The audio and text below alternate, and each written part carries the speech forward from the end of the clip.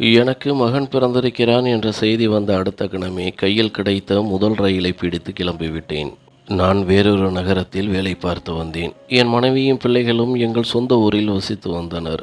ஏற்கனவே எனக்கு 3 பெண் குழந்தைகள் இருந்ததால் 4வதாக பிறந்த இந்த முதல் மகனின் வரவு என்னை மகிழ்ச்சியில் திக்குமுக்காடச் செய்தது.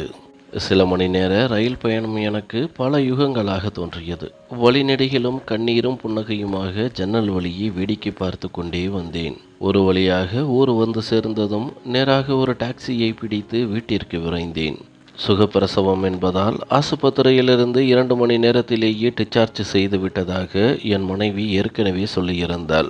நான் வீட்டிற்குள் நுழைந்ததும் என் 3 மகள்களும் ஓடி வந்து என்னை கட்டி கொண்டனர். அவர்களின் நெற்றியில் முத்தமிட்டுவிட்டு அறைக்குள் நுழைந்தேன். பச்சிலம் குழந்தையின் அழுகுரல் என் காதுகளில் தேனாக பாய்ந்தது.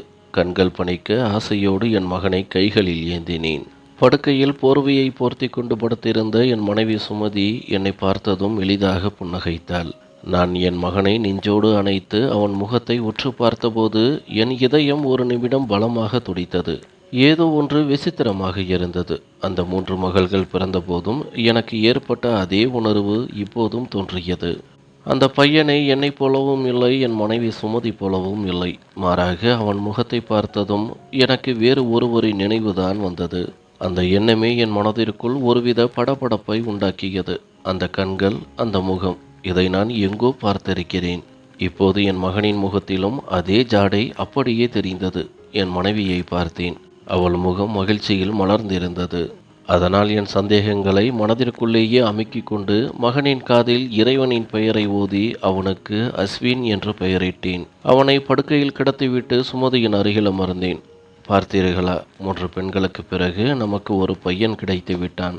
நம் குடும்பம் இப்போது முழுமையாகிவிட்டது என்று அவள் பூரிப்போடு சொன்னாள். நான் மென்மையாக தலையசைத்துவிட்டு, இல்லை, எனக்கு இன்னும் நிறைய பிள்ளைகள் வேண்டுமே என்றேன். எனக்கு குழந்தைகள் என்றால் அலாதி பிரியம். எனக்கு 8 அல்லது 10 குழந்தைகளாவது இருந்து அவர்கள் என்னை அப்பா அப்பா என்று சுற்றி வர வேண்டும் என்பது என் ஆசை. என் பேச்சை கேட்டதும் சுமதி சிரித்து விட்டாள். உங்களுக்கு 4 குழந்தைகளே குறைவாக தெரிகிறதா? இப்போதுள்ள காலகட்டத்தில் 2 பிள்ளைகளோடு போதும் என்று நிறுத்தி விடுகிறார்கள் என்றாள்.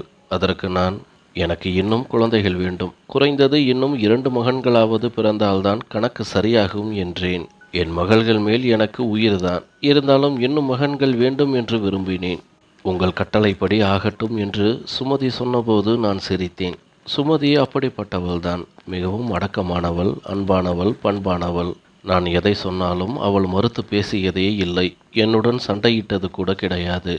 எனக்கு வேறொரு ஊருக்கு வேலை மாற்றமான போது அந்த இடம் ஒரு காட்டுப்பகுதி போன்ற ஒதுக்குப்புறமான இடம் என்றும் அங்கு பிள்ளைகளின் கல்விக்கும் மருத்துவத்திற்கும் வசதி இருக்காது என்றும் சொன்னபோது அவள் முகம் சுளிக்காமல் ஊரிலேயே இருக்க சம்மதித்தாள். அவளை என் பெற்றோரின் வீட்டில் விட்டுவிட்டு நான் கிளம்பினேன். சில காலத்தில் என் பெற்றோரும் மறைந்துவிட அவள் குழந்தைகளுடன் தனியாக வசித்து வந்தாள். நான் வேலைக்கு சென்றபோது எங்களுக்கு குழந்தைகள் இல்லை. திருமணமாகி சில மாதங்களே ஆகியிருந்தது. இப்போது இத்தனை வருடங்கள் ஓடிவிட்டன. எங்களுக்கு 4வது குழந்தையும் பிறந்துவிட்டது. நான் 6 மாதத்திற்கு ஒரு முறையோ அல்லது வருடத்திற்கு ஒரு முறையோ தான் விடுமுறைக்கு வருவேன். 1 மாதம் இருந்துவிட்டு மீண்டும் வேலைக்கு திரும்புவேன். நான் சென்ற சில நாட்களிலேயே அவள் கருவுற்றிருக்கும் செய்தி வரும். மீண்டும் பிரசவத்தின் போதுதான் நான் ஊருக்கு வருவேன். இந்த வழக்கம் நீண்ட நாட்களாகவே நடந்து வருகிறது. இப்போது மகனை பார்க்க வந்த எனக்கு அவன் முகம் பெரும் அதிர்ச்சியை கொடுத்தது. நான் சுமதியை பார்த்து, நீ கர்ப்பமாக இருக்கும்போது அப்படி என்ன சாப்பிடுகிறாய்? குழந்தைகள் இவ்வளவு சிவப்பாக அழகாக பிறக்கிறார்கள். நானும் நீயும் கருப்பாகத்தானே இருக்கிறோம் என்று கேட்டேன். என் பேச்சை கேட்டதும் அவள் முகத்தில் ஒரு கணம் நடுக்கம் தெரிந்தது. பிறகு மெல்ல சிரித்து கொண்டு, எல்லாம் அந்த இறைவனின் சித்தம். அவன் யாரை எப்படி படைக்க வேண்டும் என்று நினைக்கின்றானோ அப்படியே தான் படைக்கின்றான். நாம் கருப்பாக இருந்தால் என்ன, கடவுள் நமக்கு சிவப்பான குழந்தைகளை கொடுத்திருக்கிறாரே என்று சந்தோஷப்படுங்கள் என்றாள். பிறகு சிரமப்பட்டு படுக்கையிலிருந்து எழுந்தவள், நீண்ட தூரம் பயணம் செய்து வந்திருக்கிறீர்கள், நான் உங்களுக்கு சமைக்கிறேன் என்றாள். நான் பதறிப்போய் அவள் கையை பிடித்து மீண்டும் படுக்க வைத்தேன். சுமதி, உனக்கு இப்போது ஓய்வு தேவை. அதற்காகத்தான் நான் 15 நாள் விடுமுறை எடுத்து வந்திருக்கிறேன். உன்னை கவனித்துக் கொள்வது என் கடமை என்றேன். சுமதிக்கு சுகப்பிரசவம் என்பதால் 15 நாட்களில் தெரிவிடுவாள். அதன் பிறகு நான் மீண்டும் வேலைக்கு திரும்பலாம். நான் சமையல் அறைக்கு சென்றேன். தனியாக தங்கியிருந்ததால் சமைப்பது, துணி துவைப்பது, வீட்டை சுத்தம் செய்வது என எல்லாமே எனக்கு பழகி போயிருந்தது. குழந்தைகளின் துணிகளை துவைத்து வீட்டை சுத்தம் செய்துவிட்டு உணவும் தயார் செய்தேன். சுமதி கர்ப்பமாக இருந்தபோதும் இந்த வீட்டை அத்தனை நேர்த்தியாகவும் சுத்தமாகவும் பராமரித்து வந்ததை நினைத்து எனக்கு வியப்பாகவும் பெருமையாகவும் இருந்தது. வீட்டில் எந்த பொருளும் சிதறியோ அழுக்காகவோ கிடையாது. சுமதியிடம் துளிகூட அஜாக்கிரதை இல்லை என்பதை வீடு சொல்லியது. அவளுடைய பத்திய சாப்பாட்டை எடுத்து வைத்தேன். அவளும் அமைதியாக சாப்பிட்டு முடித்தாள். நீங்கள் போய் கொஞ்சம் ஓய்வு எடுங்கள் என்று அவள் சொல்ல எனக்கும் பயண களைப்பு இருந்ததால் படுத்த உடனேயே தூங்கிவிட்டேன். நான் விழித்தபோது அறையின் வெளிப்பக்கத்திலிருந்து சுமதியின் குரல் கேட்டது. அவள் யாரிடமோ பேசிக்கொண்டிருந்தாள். எழுந்து கதவருகே சென்ற எனக்கு அவள் பேசிய வார்த்தைகள் பெரும் அதிர்ச்சியை கொடுத்தன. ராகவன் வந்திருக்கிறார், நீ இப்போது வராதே. அவர் கிளம்பிய பிறகு நான் உனக்கு தகவல் சொல்கிறேன் என்று அவள் யாரிடமோ சொல்லிக் கொண்டிருந்தாள். எனது முன்னிலையில் யாரை வரவேண்டாம் என்று தடுக்கிறாள். நான் இல்லாத நேரத்தில் இந்த வீட்டில் யாராவது வந்து போகிறார்களா? நான் அறையை விட்டு வெளியே வந்ததும் என்னை பார்த்த சுமதி சற்றென்று போனை அணைத்து விட்டாள். பிறகு ஒன்றுமே தெரியாதது போல் புன்னகைத்து, எழுந்து விட்டீர்களா, டீ போடட்டுமா என்றாள். அவள் முகத்தில் எந்த சலனமும் இல்லை. நான் பொறுக்க முடியாமல், சுமதி யாரை வரவேண்டாம் என்று சொன்னாய் என்று கேட்டேன். என் கேள்விகளை கேட்டதும் அவள் முகம் ஒரு நிமிடம் வெளிரி போனது. பிறகு நிதானமாக, அது என் தோழி குழந்தையை பார்க்க வருவதாக சொன்னாள். நீங்கள் வீட்டில் இருப்பதால் இப்போதைக்கு வராதே என்று சொல்லிவிட்டேன். அவள் கொஞ்சம் கூச்ச சுபாவம் உள்ளவள். ஆண்கள் இருக்கும்போது வரமாட்டாள். நீங்கள் ஊருக்கு கிளம்பியதும் அவளை வரச் சொல்கிறேன் என்று கூறிவிட்டு சமையலறைக்கு சென்றாள். ஆனால் என் மனம் சமாதானமடையவில்லை. அவள் பின்னாலேயே சமையலறைக்கு சென்றேன். அவள் எனக்காக தேநீர் தயாரித்து கொண்டிருந்தாள். சுமதி உனக்கு இப்படி ஒரு தோழி இருப்பது பற்றி சொன்னதே இல்லையே. எனக்கு தெரிந்து உனக்கு அப்படி நெருக்கமான தோழிகள் யாரும் இல்லையே என்றேன். சுமதி என்னை பார்க்காமல் பார்வையை தவிர்த்தாள். கொஞ்ச காலத்திற்கு முன்னால் மருத்துவமனையில் ஒரு பெண்ணுடன் பழக்கம் ஏற்பட்டது. இப்போது நாங்கள் அடிக்கடி சந்தித்துக் கொள்கிறோம். அவள் கொஞ்சம் பழமைவாதி. அதுதான் வரவேண்டாம் என்றேன். நீங்கள் தான் இங்கேயே இருப்பதில்லையே, உங்களுக்கு எப்படி தெரியும் என்று சொல்லிவிட்டு டீயை எடுத்துக்கொண்டு அறைக்கு சென்றாள். அறையில் என் மகன் அஸ்வின் அழத் தொடங்கியிருந்தான். சுமதி அவசர அவசரமாக பால் புட்டிக்கு தூள் பால் கலக்க தொடங்கினாள். அதை பார்த்ததும் எனக்கு கோபம் வந்தது. சுமதி மறுபடியும் டப்பா பாலா? நான் எத்தனை முறை சொல்லியிருக்கிறேன், இது குழந்தையின் ஆரோக்கியத்திற்கு நல்லது கிடையாது என்றேன். ஏற்கனவே 3 பெண் குழந்தைகளுக்கும் அவள் இப்படித்தான் செய்தாள். இப்போது மகனுக்கும் அதையே செய்ய போவதைக் கண்டு நான் எரிச்சல் அடைந்தேன். சுமதி விசித்திரமாக என்னை பார்த்து, நான் ஏற்கனவே சொல்லியிருக்கிறேன், குழந்தைக்கு பால் கொடுக்கும் உடல்நிலை எனக்கு இல்லை. அது எனக்கு அதிக பலவீனத்தை கொடுக்கும். அது மட்டுமில்லாமல் என் உடல் அமைப்பு கெட்டு போகும். எனக்கு அதில் விருப்பம் இல்லை என்று சொல்லிவிட்டு பாலை கலக்கச் சென்றாள். எனக்கு திகைப்பாக இருந்தது. தன் குழந்தையின் ஆரோக்கியத்தை விட தன் அழகும் உடல்வாகும் தான் அவளுக்கு முக்கியமாக தெரிந்தது. இது முதல் முறை அல்ல. 3 மகள்கள் பிறந்த போதும் இதே காரணத்தை தான் அவள் சொன்னாள். அவள் பால் புட்டியை குழந்தையின் வாயில் வைத்தாள். ஒரு நாள் கூட ஆகாத அந்த பச்சிலம் குழந்தை அந்த புட்டியில் பால் குடிக்க மிகவும் சிரமப்படுவதைக் கண்டு நான் வருத்தத்துடன் திரும்பி படுத்து கொண்டேன்.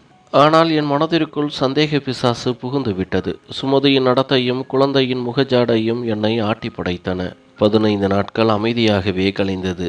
சில நேரம் சுமதியை பார்ப்பேன், சில நேரம் குழந்தையை பார்ப்பேன், சில நேரம் என் 3 மகள்களையும் பார்ப்பேன். அவர்கள் என் மேல் உயிரையே வைத்திருந்தார்கள். என்னை பார்த்தாலே ஓடி வந்து ஒட்டிக்கொள்வார்கள். அவர்களை வெளியே கூட்டிச் செல்வதும் அவர்களுடன் விளையாடுவதுமாக அந்த நாட்கள் நகர்ந்தன. 15 நாட்கள் முடிந்ததும் நான் கிளம்ப வேண்டிய நேரம் வந்தது. இனி 2 மாதங்கள் கழித்து தான் வருவேன் என்று சொன்னபோது சுமதி மகிழ்ச்சி அடைந்தாள்.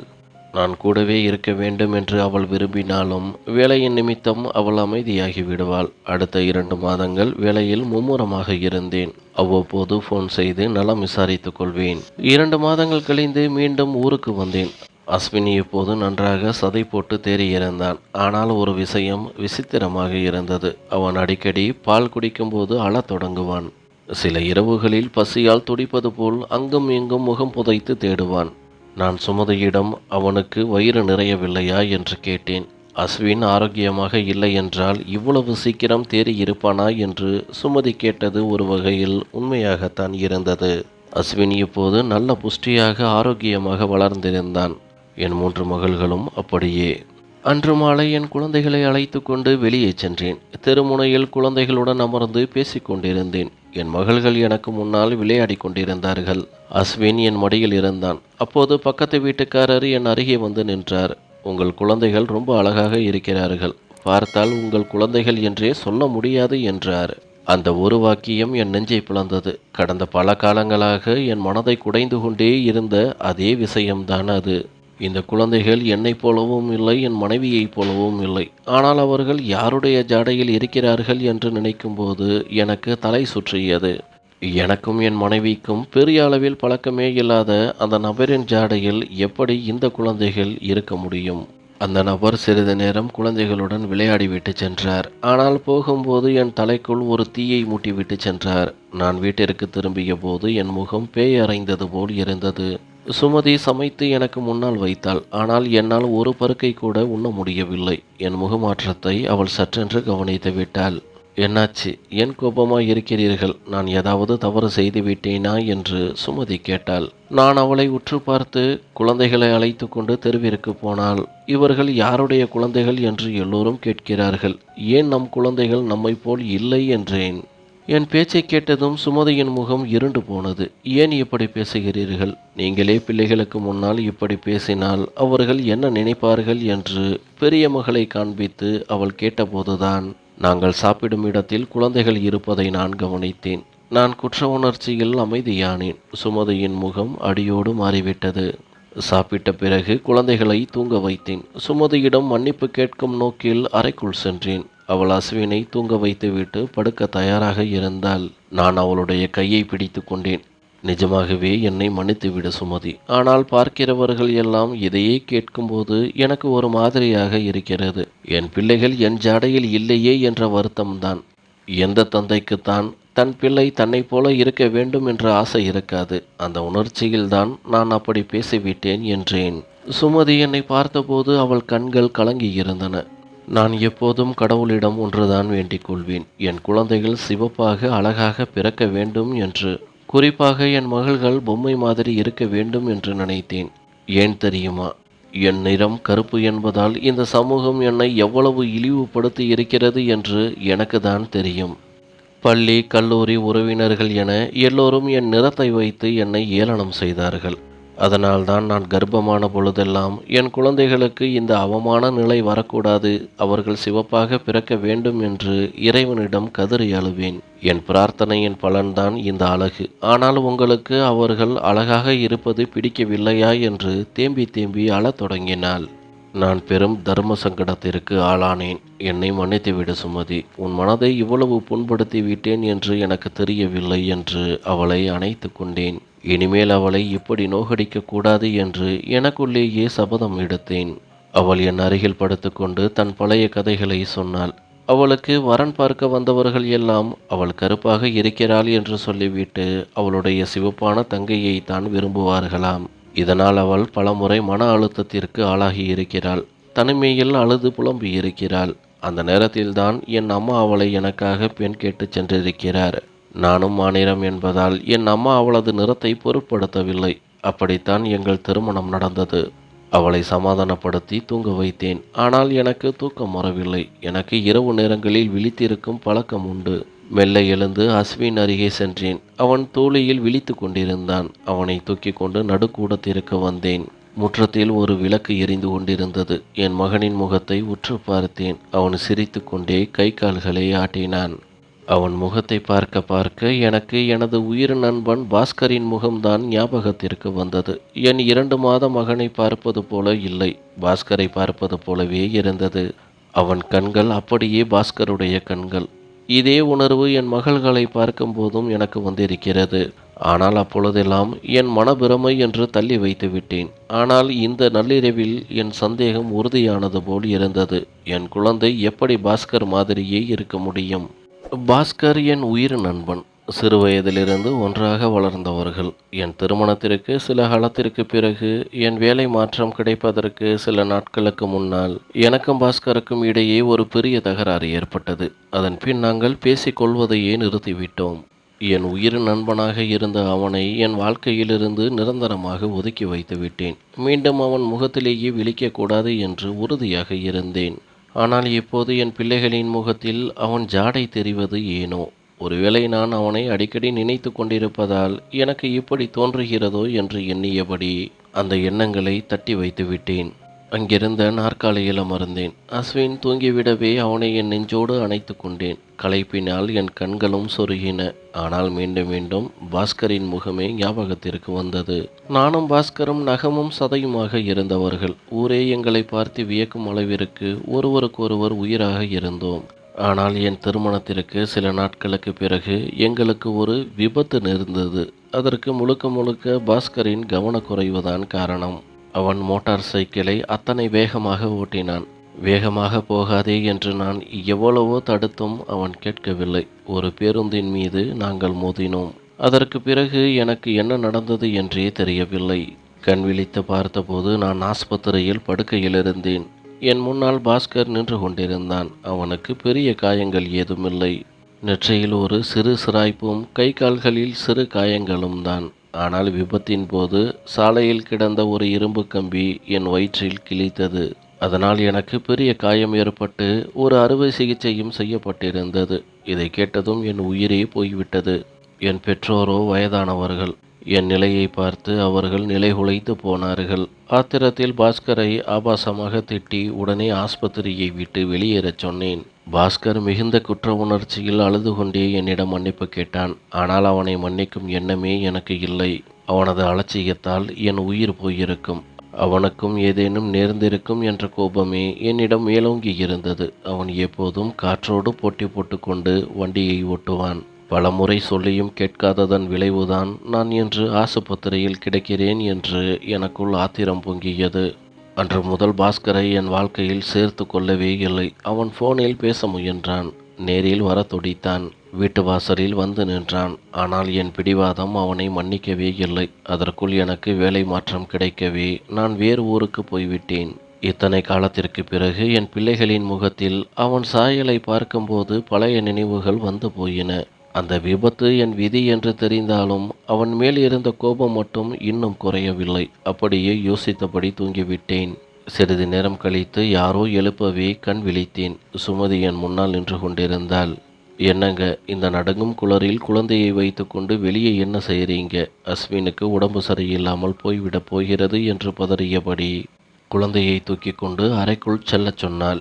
அவள் பின்னாலேயே அறைக்குள் சென்றேன். அவள் அஸ்வினை தோளியில் கிடத்திவிட்டு என் அருகே வந்து படுத்தாள். அடுத்த சில நிமிடங்களிலேயே அவளது குரட்டை சத்தம் கேட்டது. நாள் முழுக்க வீட்டு வேலைகளையும் பிள்ளைகளையும் கவனிப்பதில் அவள் அத்தனை களைத்து போயிருந்தாள்.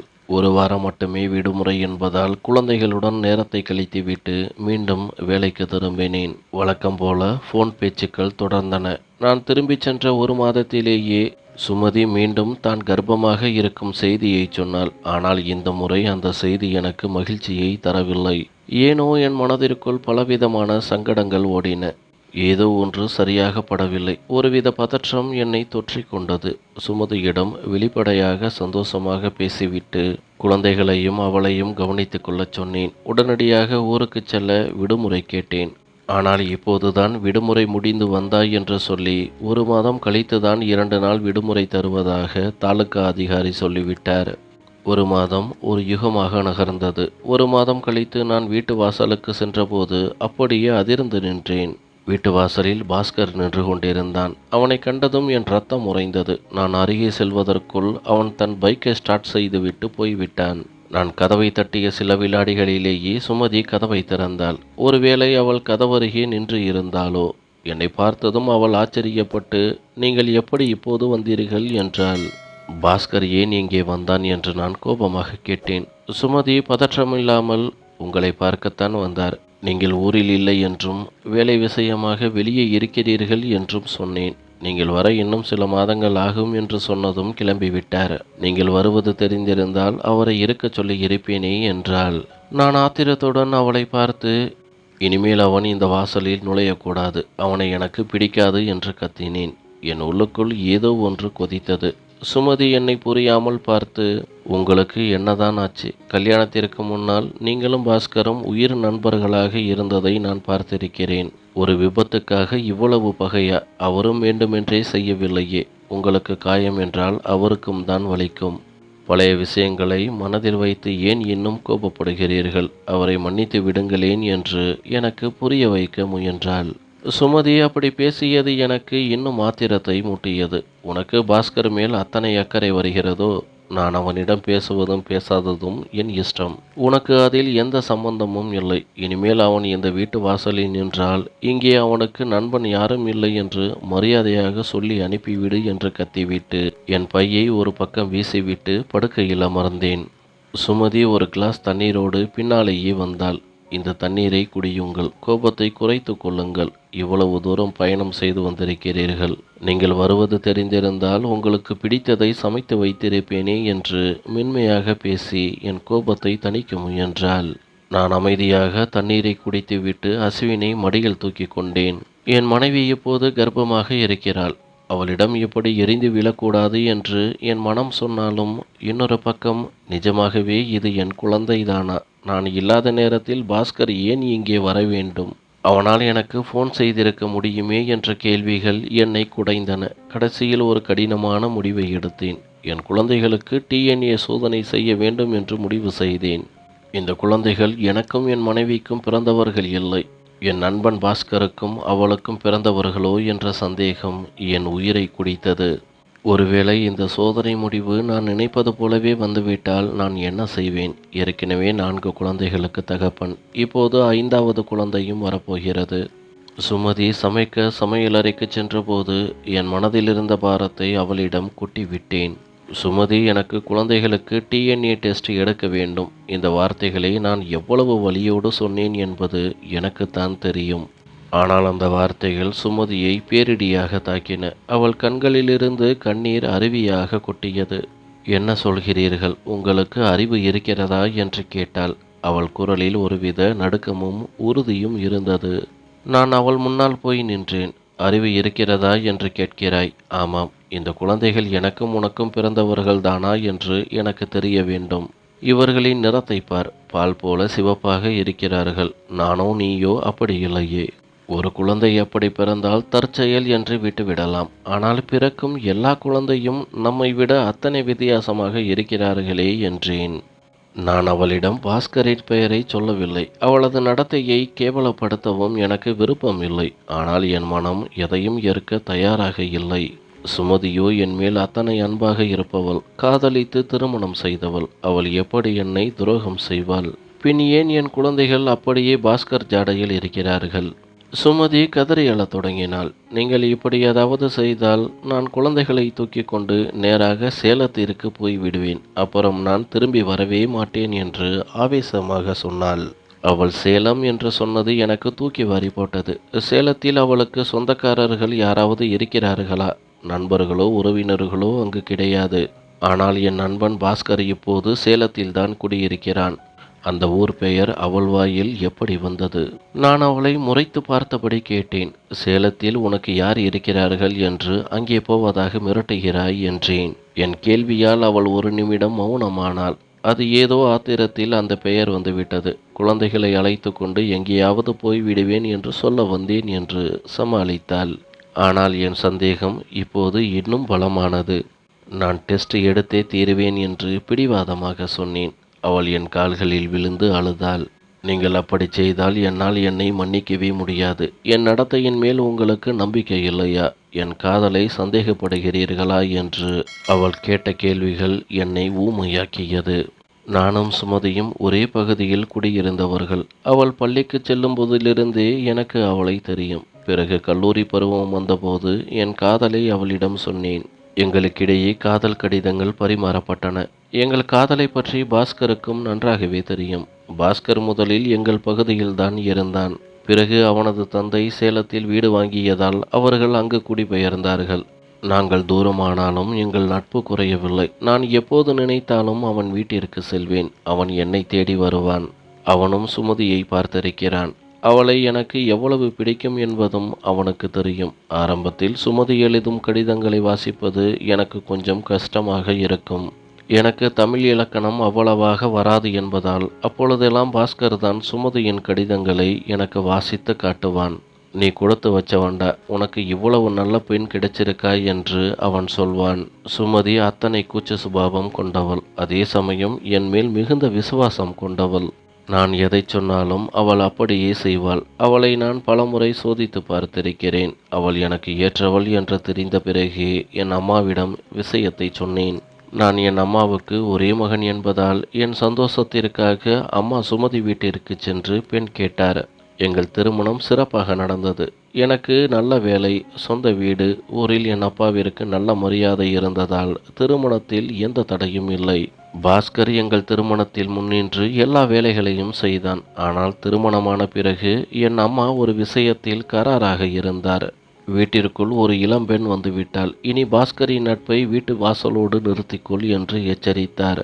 நான் அம்மா பேச்சை தட்டவில்லை. திருமணத்திற்கு பின்னும் எனக்கும் பாஸ்கருக்குமான நட்பு தொடர்ந்தது. ஆனால் அவனை நான் வீட்டிற்குள் கூப்பிடவில்லை.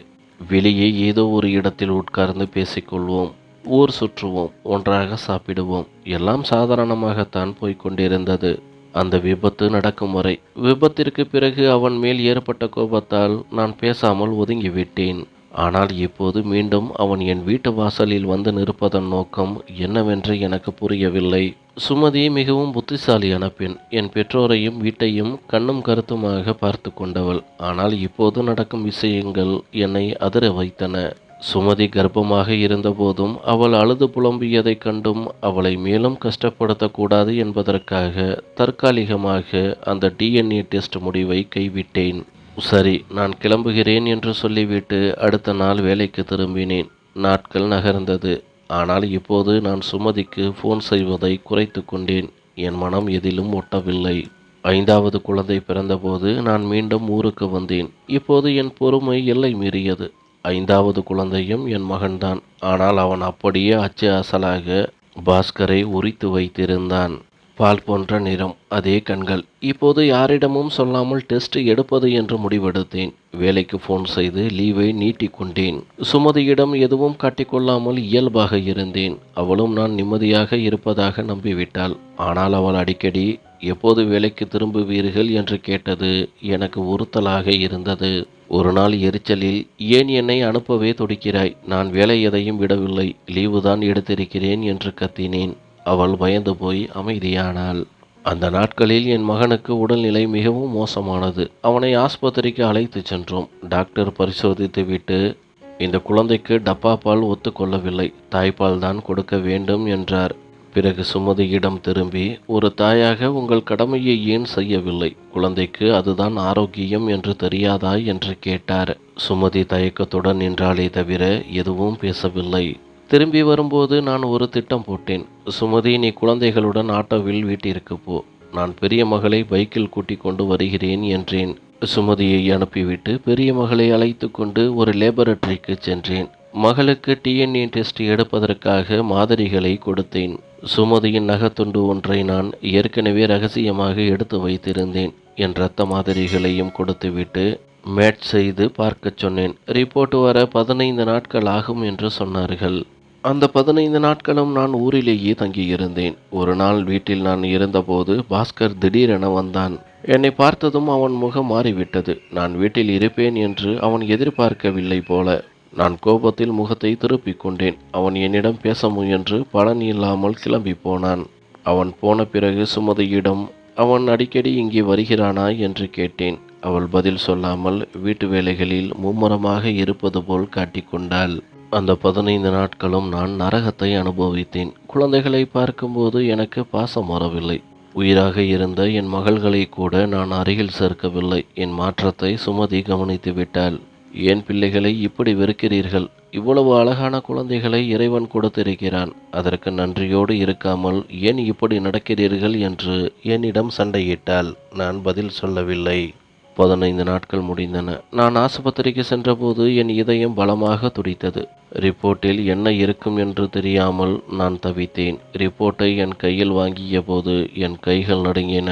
அதில் இருந்ததை பார்த்து நான் அதிர்ச்சியில் உறைந்து போனேன். அந்த அறிக்கையில் இருந்த விஷயம் என் உயிரையே பறித்துவிட்டது. ரிப்போர்ட்டின்படி அந்த 4 குழந்தைகளுக்கும் எனக்கும் எந்த சம்பந்தமும் இல்லை. என் மனைவிக்கும் அவர்களுக்கும் கூட எந்த தொடர்பும் இல்லை. இரத்தமும் சதையுமாக நான் வளர்த்த பிள்ளைகள் யாருமே எங்களுடையவர்கள் இல்லையா? ரிப்போர்ட்டை கையில் பிடித்துக்கொண்டு தள்ளாடும் கால்களுடன் வீட்டிற்குள் நுழைந்தேன். வீடே நிசப்தமாக இருந்தது. பிள்ளைகள் உறங்கிக் கொண்டிருந்தார்கள். மகன் மட்டும் சுமதியின் அறையில் இருந்தான். கதவருகே சென்ற எனக்கு சுமதியின் குரல் கேட்டது. அவள் போனில் யாரிடமோ பேசிக் கொண்டிருந்தாள். இன்னும் சில நாட்களில் அவர் கிளம்பி விடுவார். அதன் பிறகு நான் ரித்விக்கை அழைத்து கொள்கிறேன். உங்களை விட்டு அவனால் இருக்க முடியவில்லை. ஆனால் இந்த உண்மையை என் கணவரிடம் எப்படி சொல்வது என்றுதான் தெரியவில்லை. அவர் போகட்டும். பிறகு நீங்கள் எப்போது வேண்டுமானாலும் வரலாம். அவள் பேசி முடிப்பதற்குள் நான் அறைக்குள் நுழைந்தேன். என்னை பார்த்ததும் அதிர்ச்சியில் அவள் கைபேசி கீழே விழுந்தது. எங்கே போயிருந்தீர்கள் என்று பதற்றமாக தன்னை சமாளித்து கேட்டாள். நான் அந்த DNA ரிப்போர்ட்டை அவள் முகத்தில் வீசி எறிந்தேன். என்ன துரோகம் இது சுமதி? இந்த குழந்தைகள் யாருமே நம்முடையவர்கள் இல்லையா? உன் அழகை பராமரிக்க வேண்டும் என்பதற்காக நீ ஒரு குழந்தையை கூட பெற்றுக்கொள்ளாமல் என்னிடம் போய் சொன்னாயா? இவர்கள் யாருடைய குழந்தைகள்? பாஸ்கர் ஜாடையில் இருக்கிறார்களே, ஒருவேளை அவனுக்கும் உனக்கும் பிறந்தவர்களா என்று ஆத்திரத்தில் கத்தினேன். சுமதி பதில் பேசாமல் மௌனமாக அழுது கொண்டே நின்றாள். உடனே பாஸ்கருக்கும் ஃபோன் செய்தேன். இப்போதே என் வீட்டிற்கு வா என்று கட்டளையிட்டு ஃபோனை வைத்தேன். அரை மணி நேரத்தில் பாஸ்கர் வாசலில் நின்றான். அவனை இழுத்து வந்து சுமதிக்கு முன்னால் நிறுத்தினேன். சொல்லு பாஸ்கர், என்ன நடக்கிறது இங்கே? இந்த குழந்தைகள் யாருடையது? உனக்கும் இவர்களுக்கும் என்ன சம்பந்தம்? சுமதி ஏன் என்னிடம் இவ்வளவு பெரிய பொய் சொன்னாள்? என் குடும்பத்திலேயே கை வைத்து என்னை பழிவாங்க துடித்தாயா என்று ஆவேசமாக கேட்டேன். பாஸ்கர் முதலில் திகைத்து போனான். பிறகு அவன் அந்த ரிப்போர்ட்டை பார்த்தவன் சில நிமிடங்கள் அமைதியாக இருந்தான். நிதானமாக பேச ராகவன், உன் ஆத்திரம்தான் எப்போதுமே காரியத்தை கெடுக்கும் என்றான். எனக்கு கோபம் இன்னும் தலைக்கேறியது. அவன் சட்டையை பிடித்து உலுக்கினேன். என் வாழ்க்கையில் விளையாடிவிட்டு என்னை நிதானமாக இருக்கச் சொல்கிறாயா? நீங்கள் இருவரும் சேர்ந்து என் நம்பிக்கையை உடைத்து விட்டீர்கள். சுமதி, உன்னை என் உயிராக நினைத்தேன். நீயா இப்படி செய்தாய் என்று கத்தினேன். சுமதி அப்போதும் அமைதியாகத்தான் இருந்தாள். பாஸ்கர் குறுக்கிட்டு, அண்ணியை ஒன்றும் சொல்லாதே ராகவன். இதில் அவர்கள் தப்பு எதுவும் இல்லை. அவர்கள் செய்ததெல்லாம் உனக்காகத்தான். இதில் குற்றவாளி யாராவது இருந்தால் அது நான் மட்டும்தான் என்று சொல்லிவிட்டு அழத் தொடங்கினான். பாஸ்கர் போன்ற ஒரு உறுதிமிக்க மனிதன் அழுது நான் பார்த்ததே இல்லை. அவன் அழுவதைக் கண்டு என் மனம் ஒரு கணம் இலகியது. அவன் அருகில் அமர்ந்து, என்ன நடந்தது என்று உண்மையை சொல் என்றேன். அவன் சொன்ன அந்த உண்மை என் காலடியில் இருந்த தரையை சரித்தது. ராகவா, அன்று என் வேகத்தினால் விபத்து நடந்தது ஞாபகம் இருக்கிறதா? அந்த விபத்தில் உன் உடல் உறுப்புகள் பலமாக பாதிக்கப்பட்டன. அந்த ஆபரேஷனுக்கு பிறகு உன்னால் ஒருபோதும் தந்தையாக முடியாது என்று டாக்டர் என்னிடம் சொன்னார். இந்த உண்மையை சொன்னால் நீ உடைந்து போவாய் என்று சுமதியிடம் சொன்னேன். பிறகு சுமதி எடுத்த முடிவுதான் இது. உன் ஆண்மை குறைவு வந்துவிட்டது என்பதை நீயே அறியக்கூடாது என்று அவள் நினைத்தாள். நாட்கள் செல்ல செல்ல உனக்கு குழந்தைகள் மேல் இருந்த ஆசையை பார்த்து சுமதி பயந்தாள். ஒருவேளை குழந்தை பிறக்கவில்லை என்றால் நீ டாக்டரிடம் சென்று டெஸ்ட் எடுப்பாய். அப்போது உண்மை தெரிந்துவிடுமே என்று பதறினாள். அதனால் குழந்தைகளை எப்படியாவது ஏற்பாடு செய்ய சொல்லி என்னை வற்புறுத்தினாள். ஆரம்பத்தில் நான் மறுத்தேன். ஆனால் அவள் பிடிவாதமாக இருந்தாள். அதனால் என் அக்கா வசந்தியிடம் பேசினேன். என் அக்கா மிகவும் ஏழ்மையான நிலையில் இருந்தாள். அந்த வறுமையில் குழந்தைகளை சந்தோஷமாக வளர்க்க முடியாது என்பது அவளுக்கு தெரியும். அதனால்தான் அவளும் குழந்தைகளை கொடுப்பதற்கு சம்மதித்தாள். அவளுக்கு பிறந்த குழந்தைகளை தான் பிரசவத்திற்கு மருத்துவமனையில் சேர்த்திருந்த நேரத்தில் நர்சுகள் உதவியுடன் மாற்றி உன்னிடம் கொண்டு வந்து சேர்த்தோம். உன் 4வது மகனும் என் அக்காவின் பையன்தான். அவர்கள் என் அக்காவின் குழந்தைகள் என்பதால் தான் என் ஜாடை அவர்களுக்கு இருக்கிறது. சுமதி தன் உடல்வாக கெடும் என்று பொய் சொன்னதற்கு காரணமே அவள் கர்ப்பமாக நடிக்க வேண்டி இருந்ததுதான். உனக்கு உண்மை தெரிந்துவிடக்கூடாது என்பதற்காக அவள் வாழ்நாள் முழுவதும் ஒரு பழியை சுமக்க துணிந்தாள் ராகவன். ஆனால் ராகவா, என் அக்கா வசந்தி கடந்த வருடம் ஒரு கொடிய நோயால் இறந்து விட்டாள். அவள் இறப்பதற்கு முன் இந்த குழந்தைகளை நன்றாக பார்த்துக்கொள் என்று என்னிடம் சொல்லிவிட்டு போனாள். அவள் கணவனோ குடிகாரன். அவனால் இந்த குழந்தைகளை பார்த்து கொள்ள முடியாது. அவன் குழந்தைகளை விற்கக்கூட தயங்க மாட்டான். அவனும் இப்போது இல்லை. அவன் அக்கா இறந்தவுடன் எங்கோ சென்று விட்டான். அதனால்தான் நான் அவ்வப்போது வந்து குழந்தைகளை பார்க்கிறேன். சுமதியும் இந்த குழந்தைகளை தன் சொந்த குழந்தைகளாகவே 10 வருடங்களாக வளர்த்து விட்டாள். இப்போது இவர்களை பிரிக்க மனமில்லை என்றான். பாஸ்கர் சொல்லி முடித்தபோது நான் நிலைகுலைந்து உட்கார்ந்தேன். என்மேலிருந்த தீராத அன்பினால் ஒரு பெண் தன் தாய்மையையே தியாகம் செய்து தன் நடத்தையின் மீதான பழியையும் ஏற்க துணிகிறாள் என்பதை நினைத்தபோது என் கண்கள் குளம் போல பெருகின. என் மனைவியின் தியாகத்திற்கு முன்னால் என் சந்தேகம் மிகச் சிறிதாக தோன்றியது. சுமதி பேசிய ஒவ்வொரு வார்த்தையும் என் இதயத்தை உருக்கியது. அவளை அப்படியே இறுக அணைத்து கொண்டேன். நான் எவ்வளவு அற்பமான மனிதனாக இருந்திருக்கிறேன். உண்மையில் ஒரு பக்கத்தை மட்டும் பார்த்துவிட்டு என் அருமை மனைவியின் மீது பழி சுமத்தினேனே. ஆனால் உண்மையின் மறுபக்கம் எவ்வளவு உன்னதமானது. எந்த ஒரு பெண்ணும் தன் கணவனை மிக எளிதாக பிரிந்து செல்லக்கூடிய ஒரு சூழலில் என் மனைவி எனக்காக இறுதி வரை நின்றிருக்கிறாள். அவள் நினைத்திருந்தால் தன் பாதையை தனியாக தேடி போயிருக்கலாம். ஆனால் அவள் என் கையை விடவில்லை. மாறாக என் வீட்டை மழலை செல்வங்களால் நிரப்பி அழகை பார்த்திருக்கிறாள். நானும் சுமதியும் கண்ணீர் விட்டு அழுது கொண்டிருந்த அந்த நேரத்தில் என் 3 மகள்களும் அறைக்குள் ஓடி வந்தார்கள். நாங்கள் அழுவதை பார்த்ததும் அவர்கள் துடித்து போனார்கள். என் பெரிய மகள் ஓடி வந்து என் முகத்தை தன் பிஞ்சு கரங்களால் ஏந்தினாள். அப்பா, என்னாச்சுப்பா, ஏன் அலறீங்க என்று கேட்டபடி என் கன்னத்தில் முத்தமிட்டாள். அந்த நொடி எனக்குள் ஒரு புது உயிர் பிறந்தது போன்ற உணர்வு ஏற்பட்டது. இந்த குழந்தைகள் இரத்தத்தால் என்னுடையவர்கள் இல்லை என்றாலும் அன்பால் இவர்கள் என்னுடையவர்கள் மட்டுமே என்ற நிதர்சனம் உரைத்தது. அவர்களுக்கு நான் கொடுத்த அன்பை விட பல மடங்கு அன்பை எனக்கு திரும்ப கொடுத்திருக்கிறார்கள். 3 பிள்ளைகளையும் அருகில் அமர வைத்து அவர்களை கட்டிப்பிடித்து முத்தமிட்டேன். மகன்களையும் நெஞ்சோடு அணைத்து கொண்டேன். தன் அன்பால் என் வாழ்க்கையை முழுமையாக்கிய சுமதிக்கு என் நன்றியை தெரிவித்தேன்.